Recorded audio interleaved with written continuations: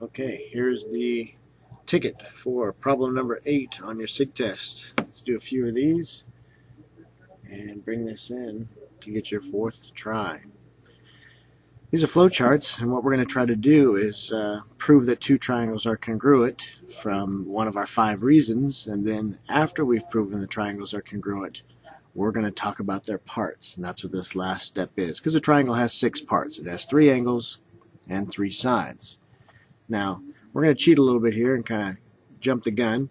In order to prove that two triangles are congruent, we have 5 options at our disposal. They are, because all their sides are congruent, a side and then an angle and then a side, an angle and then an angle and then a side, an angle and then a side and angle, and finally a hypotenuse and a leg if we have a right triangle.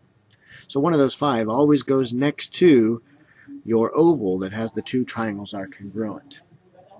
Once you've proven that the two triangles are congruent, we can say anything about the parts we haven't used yet.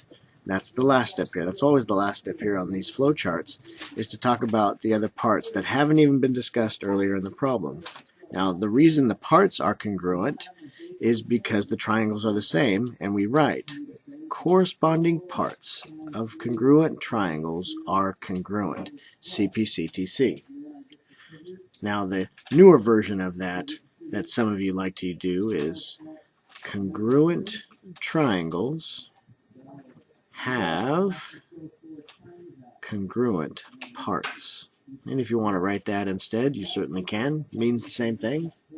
And that always goes in the last step here. You can actually cheat and do the next 2 problems and insert CPCTC in that last section. Alright, let's head back to the problem here. Let's talk about these ovals that already have the word given next to them. If it has a given, you got to just come over here and grab the given. In this case, we're talking about HK is congruent to MK.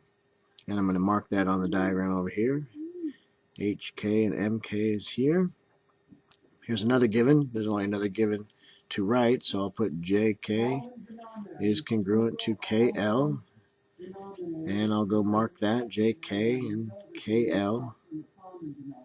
So we've got 2 pieces of information. In fact, they're both sides. So now we're down to using just side, side, side, or side, angle, side. Those are our only options with 2 sides. And you're going to notice in the diagram here that this angle is the same as this angle, because those are vertical angles. So now let's name this guy properly. Let's go ahead and start with H to K to J. H to K to J has to be congruent with, and if we started with H, we got to start with M here. M to K to L. And I forgot the angle symbol right there. And the reason they're congruent is because they are vertical angles. So let's go ahead and abbreviate vertical angles. So I have a side, and I have an angle now, and I have a side. So side, angle, side is why those 2 triangles are congruent.